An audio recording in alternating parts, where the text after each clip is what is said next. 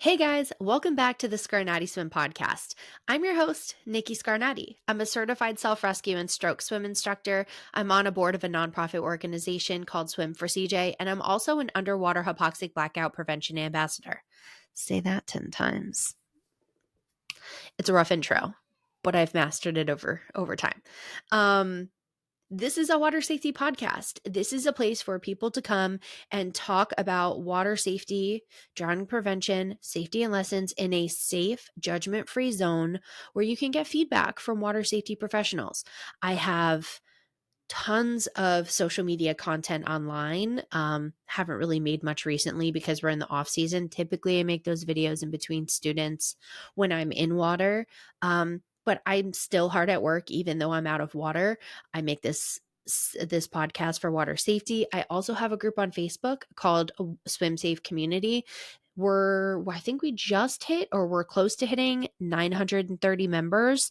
And that's a group where you could just talk to water safety professionals and get feedback based on what you need, whatever questions you have. It's not a group for parents to talk to parents and share their opinions about products, because we don't want uneducated people trying to educate other uneducated people. We want water safety professionals to give it to you straight about what we know about the water safety community and how we can help you grow and make decisions best for your family. That's what that group is for. So if you haven't joined, I highly recommend you do. It's a great group. I share lots of infographics, news articles, all different kinds of social media posts from other water safety organizations, nonprofit organizations, or parents that are sharing their experience. I share all of those things there, even water safety events all over the country. If I see it, I try and share it there so everybody in that group can see it, and you can access things near you or get knowledge about nonprofits near you that maybe you didn't know about. So it's a great place for you to start learning about water safety. And if you have any questions, post in there. You have a whole team of water safety professionals all over the aquatic community, fully ready to give you feedback on your questions and what you need answered. So yeah, that's a little bit about me. And today's episode, we're going to talk more about me. We're going to talk about my journey and how I ended up here as an instructor. And yeah, it's going to be great. Let's talk about it. So like other parents, I am an ISR mom. I had to go through the process that everyone else went through to get into lessons. I had to hit the pavement, do my research, inquire with instructors, figure out scheduling and availability. And one thing that I realized was there was not enough availability in my area. And that's kind of what fueled me on my journey. But let's do a little bit of a backstory.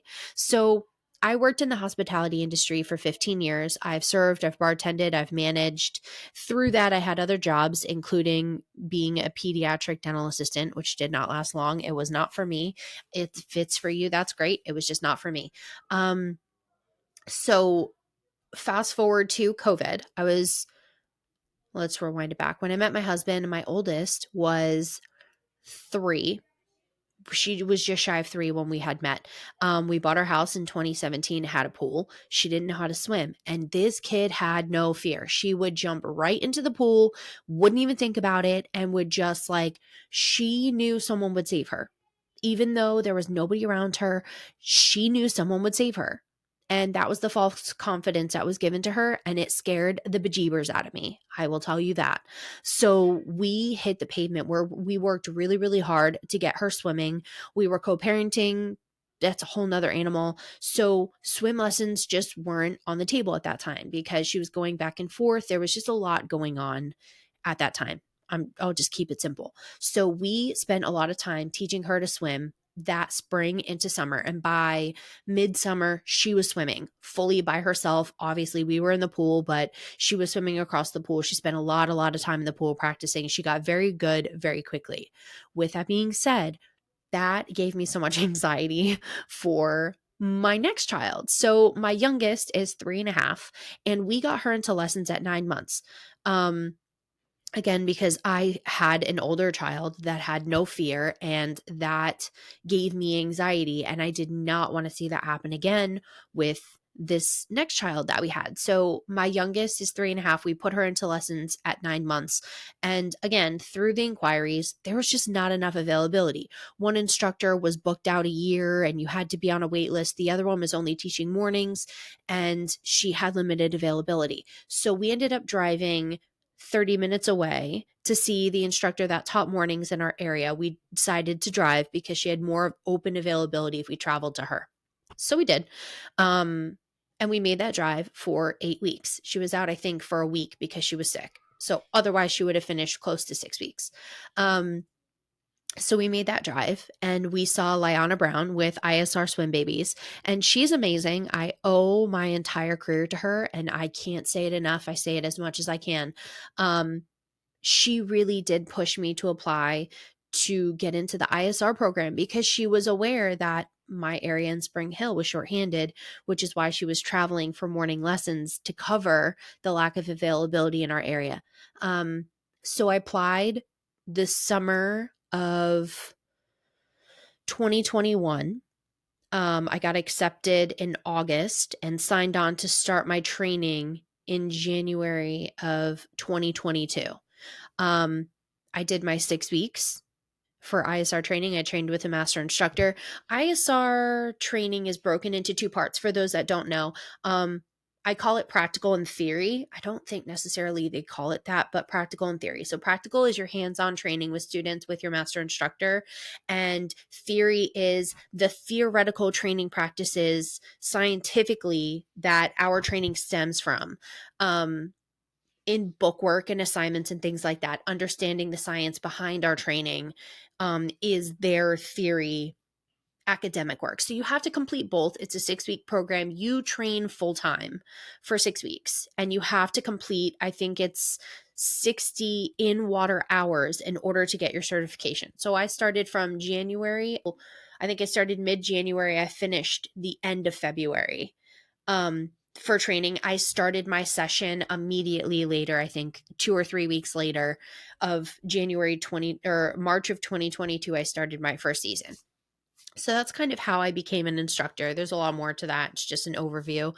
So let's talk a little bit about my social media journey, meeting contacts, and getting to where I am now. I think it breaks down into two parts. It's a lot of hard work and sheer luck. I'm just going to say it the way it is. I worked really hard on my social media content, but sometimes you don't know what to make. You don't know what's going to land. You don't know what's going to resonate with the parents. But I started very early on. When I started teaching, in between gaps of students, I utilized that time to make social media content. And it's great because the pool, you know exactly what I do the second you see the video. So I covered all the topics that were frequently asked to me by parents inquiring about swim lessons, all the questions they were asking me. I kept a list and I made videos covering all of it. And through that, I started making other videos about things that I had seen from other instructors that didn't necessarily get done with ISR instructors, because we don't know what we don't know until we do, right? So every company, you're going to get something different. And I think parents need to know that every company, you're going to get something different. What one instructor does doesn't necessarily mean that the next instructor is going to. And I've seen a lot of things that I just wanted to touch base on because I wanted parents to know that you're not going to get that with me. I can't speak for everyone. I can only speak for myself. Yes, I am one part of a larger company, but I'm only going to speak from my perspective and on my own. So I wanted parents to know that other instructors do this and I do not. So that also fueled my content. So that was throughout 2022. I think I finished my season with like 600 followers on TikTok, and I had just had a video in December of 2022 go viral, semi-viral. I don't know. I had a couple million views. I would consider that viral, of things that make me say ew as a swim instructor. And let me tell you, I ruffled a lot of feathers. But sometimes you have to ruffle feathers to get people's attentions because otherwise they just kind of scroll. And I think that's what people don't understand about social media is people do it the conservative way and people don't pay attention because there's no urgency and we're not triggering your feelings, and so you just kind of scroll and disregard it, right? And then you have those that interact, and that's great, but sometimes you got to ruffle some feathers to get attention. Nobody in history got in the history books because they didn't ruffle some feathers. Unfortunately, that's just the way the world works. So I made that video. It went viral. I accumulated quite a few followers in December. Fast forward to, I think, February of 2023, I had made a video on why you shouldn't wear blue bathing suits. It was my very first episode of this podcast. And that one went crazy viral. And through that, I kind of got put on a lot of people's radar. I was blessed to talk to many people higher up in the water safety community willing and ready to give me feedback about media interviews. And because I did, I can't even tell you how many media interviews I did in the matter of 2 months. I was on Good Morning America, Fox News, ABC News. Like I had to make a whole separate calendar just to keep track of all of my media interviews because so many people were interested in talking to me. Parents Magazine, People Magazine. I had a lot of people wanting to talk to me about this video because it was something that nobody had really considered before. Like many things in life, it doesn't really dawn on you until it dawns on you or until you see something. I think that's the greatest part about social media too, is that you have all these people kind of saying, oh, here's this hack, here's this hack, here's this hack. But when in reality, there's some kind of truth behind it, but that doesn't necessarily mean it's effective. So the visual I provided in that video, a lot of people were intrigued. So again, through that, I met a lot of awesome people, even outside of the ISR organization. I talked to some people from Watch Me Swim. I talked to people from nonprofits like the Judah Brown Project. I've had conversations with Annette quite a bit. She's been wonderful asset to talk to. I've talked to Michelle Foxworth because of Logan. I've connected with so many people in the water safety community, not just instructors, people who have lost a child to a drowning, started a nonprofit. So when all that happened, the spring of 2023, I really hit the pavement the month of May. I took so many infographics from other water safety organizations and I posted them on social media and gave them credit for their infographic to raise awareness of those organizations. I don't have much of a platform. I don't. I try to be very humble. But if I do have even a little bit of a platform, I want to use it to help educate and direct other people to other water safety organizations that are fighting the good fight just like I am. So that's what I did spring of 2023. Started making some more educational content. And then I started getting a lot of DMs from parents asking me questions. And a lot goes on behind the scenes in the DMs. I don't think people understand how much happens. I have pointed people to instructors.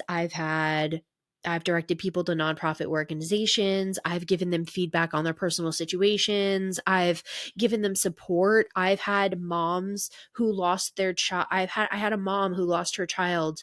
She reached out to me within 24 hours after his passing looking for support and wanting to do something for her son to carry on his legacy. I've worked with, non-fatal drowning students. The world of social media opened up so many different things to me, and I will forever be grateful and humble in the fact that I've been given this opportunity. And I also think that it's important to mention that sometimes things seem bigger than what they are in the scheme of things on social media than they do in real life. So for me, I was getting all this recognition. I was getting all this feedback. I was getting all these wonderful things sent to me and said to me, but I didn't feel like I was doing enough in real life. When I was in lessons and working with students, I felt like still a very minute piece of the puzzle that's way bigger than I am. And I think I'll always kind of feel that way, but I will always continue to make content and point people in the right direction because I want to save lives. Again, it's my love language. I want to help people, and I want to leave people better than I found them. And again, I'm not a perfect person, but that's really what kind of drives and motivates me in real life, and continuing to take on these bigger projects and bigger roles to help and all that good stuff. So that's kind of where I am now. I think I have somewhere around like 85,000 followers collected or across all my platforms. Um, and I mean, it could be smaller, could be bigger, but you know what? Those people are willing to give me the time to give them education, and I'll take it. That's basically what that is. So this year, I kind of want to focus on just remaking a lot of my content, covering a lot of new topics, going into depth on this podcast to explain further certain things. I want to bring people on so they can share their experiences, and that's going to be coming soon. But I just wanted to kind of focus on covering a few topics and getting the hang of the whole podcast thing before bringing on, guest speakers. So thank you for being here through the just me episodes. But they won't be like that forever. So yeah, that's just like a little bit about me, how I got here, what drives my content, and what does all the things. And I'm very motivated to do more things and take on more projects. And Swim for CJ's we had a great year last year. Our bingo event that we had last spring, we raised almost $16,000 for swim scholarships and water safety initiatives. We had a trunk or treat. We raised, I think, $2,000 or $3,000 from that. We have a lot of things coming, and we're working really hard. And again, my last episode, I talked a little bit about it, but it's just a lot of work that goes on behind the scenes, and it really does take a village. So if you have a nonprofit in your area, please lift them up. If you are a place, if you have a place where you have a business or a platform, help us out. We don't ask. I'm telling you to ask because we need the help. But yeah, it's all coming along nicely. My platform, my content, all of it's starting. I'm beginning to see it start being wrapped up. We're not quite at the bow part, but we're getting there. So yeah, I just wanted to talk a little bit about my story, give people a little bit of a background for people who don't know me in person, or maybe you're not a swim parent, maybe you met me on social media, maybe my social media content is just really brief and you wanted to get to know me better. So that's kind of a little bit about, my backstory and how I came. So I'm going to wrap up that episode, or this episode here. I will see you. Remember, episodes drop Wednesdays at noon. So I will see you guys next Wednesday with a new topic conversation. Please, if you follow me on social media, I did drop a post for a Q&A. I want to do a Q&A video. I want to answer questions that are being asked by you guys. So I can give you, if it can't be me, I'm going to get someone else to answer, and I'm going to give you the answer from somebody else on the episode. So we're going to be planning that very, very soon. I'm hoping maybe the 10th episode will be our Q&A episode. So drop it in the comments if you have any questions. If you follow me on social media, you can leave it there. If you don't feel comfortable leaving your comment on social media, send me a personal message, and I will keep everything anonymous for you if that's what you want. So that's what I'm working on now. I will see you guys next Wednesday. Thank you so much for tuning in, and I will see you guys in the next one. Bye.